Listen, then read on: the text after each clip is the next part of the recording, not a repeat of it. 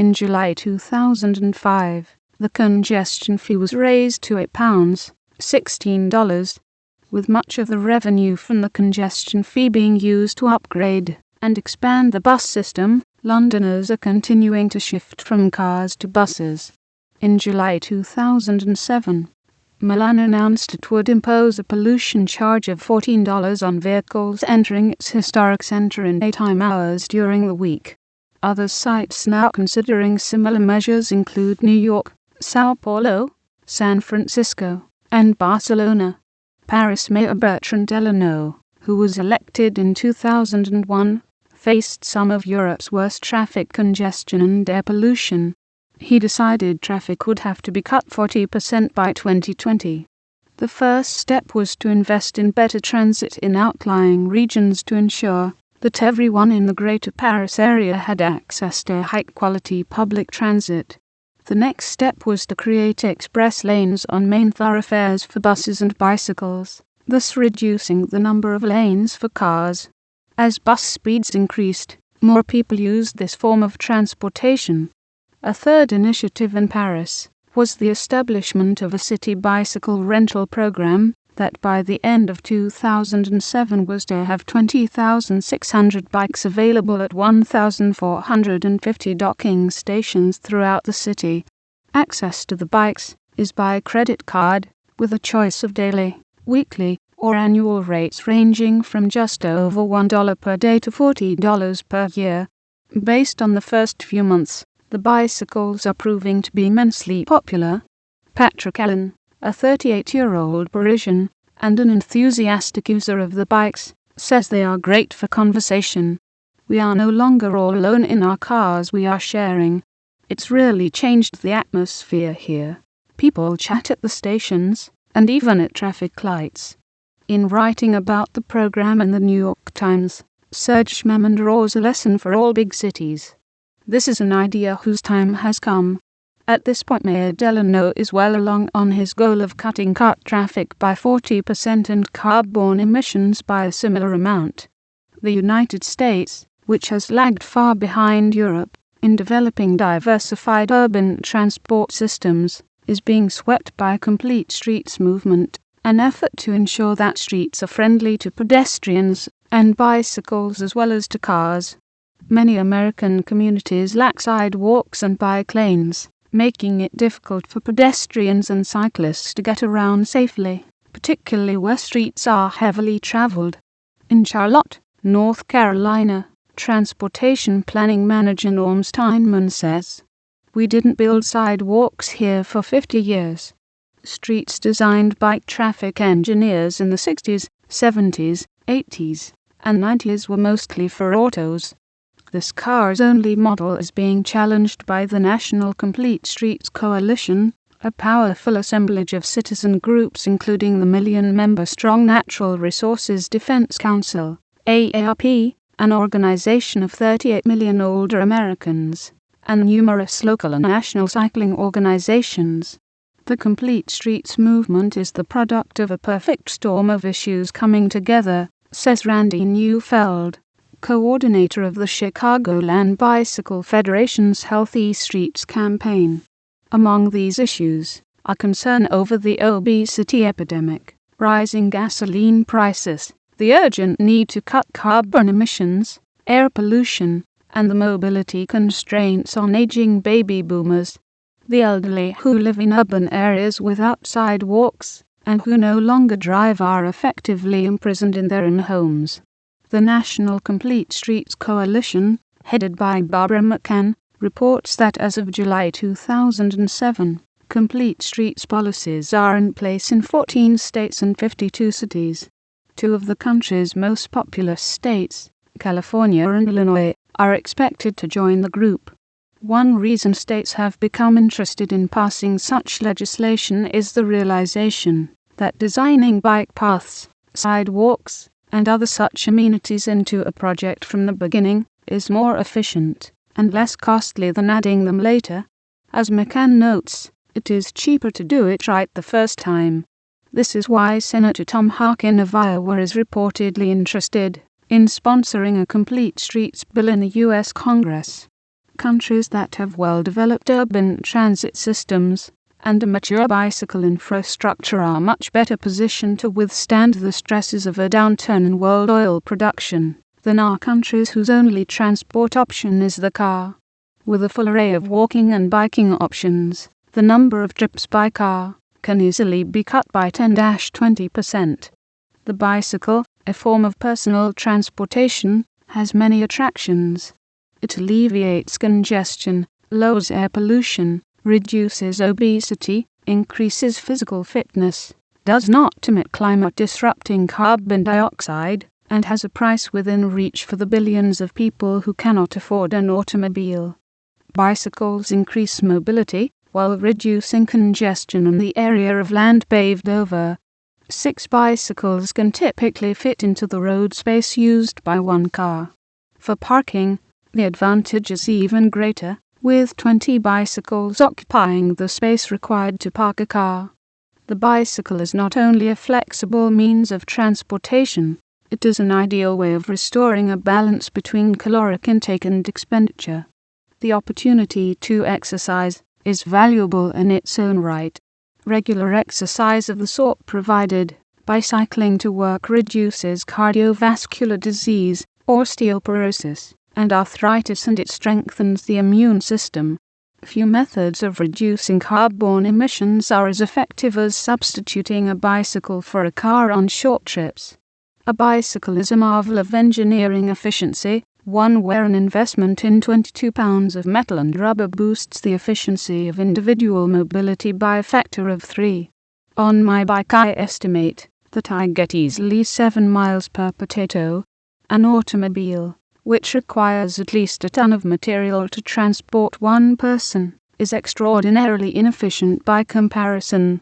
The capacity of the bicycle to provide mobility for low-income populations was dramatically demonstrated in China. In 1976, this country produced 6 million bicycles. After the reforms in 1978, that led to an open market economy and rapidly rising incomes, bicycle production started climbing, reaching close to 70 million in 2006. The surge to 500 million bicycle owners in China since 1978 provided the greatest increase in human mobility in history. Bicycles took over rural roads and city streets. Although China's 9 million passenger cars and the urban congestion they cause get a lot of attention, it is bicycles that provide personal mobility for hundreds of millions of Chinese. Many cities are turning to bicycles for various uses. In the United States, nearly 75% of police departments serving populations of 50,000 or more now have routine patrols by bicycle. Officers on bikes are more productive in cities, partly because they are more mobile and can reach the scene of an accident or crime more quickly and more quietly than officers in cars. They typically make 50% more arrests per day than officers in squad cars. Fiscally, the cost of operating a bicycle is trivial compared with that of a police car. Bicycle messenger services are common in the world's larger cities simply because they deliver small parcels more quickly than cars can, and at a lower cost. As e-commerce expands, the need for quick, reliable, urban delivery services is escalating. For internet marketing firms, quick delivery wins more customers. In New York, an estimated 300 bicycle messenger firms compete for $700 million worth of business annually. The key to realizing the potential of the bicycle is to create a bicycle-friendly transport system. This means providing both bicycle trails and designated street lanes for bicycles. Among the industrial country leaders in designing bicycle-friendly transport systems are the Dutch, the Danes, and the Germans. The Netherlands, the unquestioned leader among industrial countries in encouraging bicycle use, has incorporated a vision of the role of bicycles into a bicycle master plan. In addition to creating bike lanes and trails in all its cities, the system also often gives cyclists the advantage over motorists in right-of-way and at traffic lights. Some traffic signals permit cyclists to move out before cars. Roughly 30% of all urban trips in the Netherlands are on bicycle. This compares with 1% in the United States. Within the Netherlands, a non-governmental group called Interface for Cycling Expertise has been formed to share the Dutch experience in designing a modern transport system that prominently features bicycles. It is working with groups in Brazil, Colombia, Ghana, India, Kenya, South Africa, Sri Lanka, Tanzania, and Uganda to facilitate bicycle use. Reelfoot Inc., head of IC, observes, "If you plan only for cars, then drivers will feel like the king of the road. This reinforces the attitude that the bicycle is backward and used only by the poor. But if you plan for bicycles, it changes the public attitude." Both the Netherlands and Japan have made a concerted effort to integrate bicycles and rail commuter services by providing bicycle parking at rail stations, making it easier for cyclists to commute by train.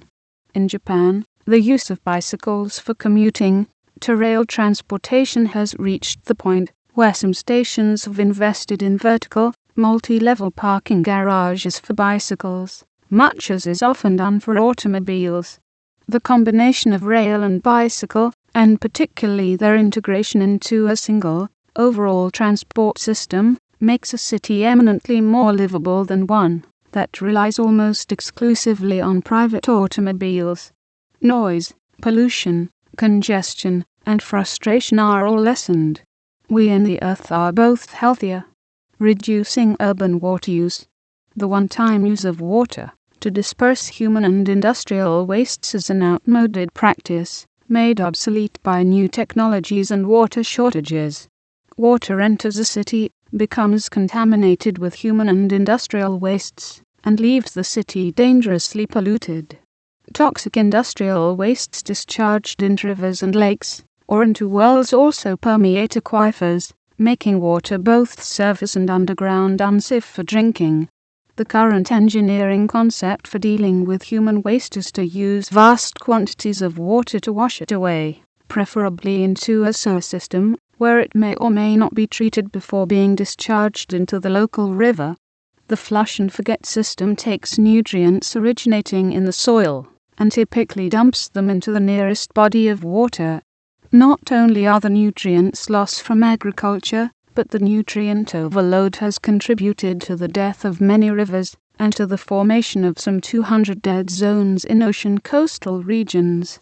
This outdated system is expensive and water-intensive, it disrupts the nutrient cycle, and it can be a major source of disease and death. Sunita Narain of the Centre for Science and Environment in India argues convincingly that a water-based disposal system with sewage treatment facilities is neither environmentally nor economically viable for India. She notes that an Indian family of 5, producing 250 litres of excrement in a year, and using a water flush toilet, contaminates 150,000 litres of water when washing away its wastes. As currently designed, India's sewer system is actually a pathogen dispersal system. It takes a small quantity of contaminated material and uses it to make vast quantities of water unfit for human use. With this system, Narain says both our rivers and our children are dying. India's government, like that of many other developing countries, is hopelessly chasing the goal of universal water-based sewage systems and sewage treatment facilities, unable to close the huge gap between services needed and provided, but unwilling to admit that it is not an economically viable option. This dispersal of pathogens is a huge public health challenge. Worldwide, poor sanitation and personal hygiene claim the lives of some 2 million children per year, a toll that is 1/3 the 6 million lives claimed by hunger and malnutrition. Fortunately, there is a low-cost alternative. The composting toilet. This is a simple waterless, odorless toilet linked to a small compost facility. The dry composting converts human fecal material into a soil-like humus, which is essentially odorless, and is scarcely 10% of the original volume. Table waste can also be incorporated into the composter. These compost facilities need to be emptied every year or so, depending on design and size.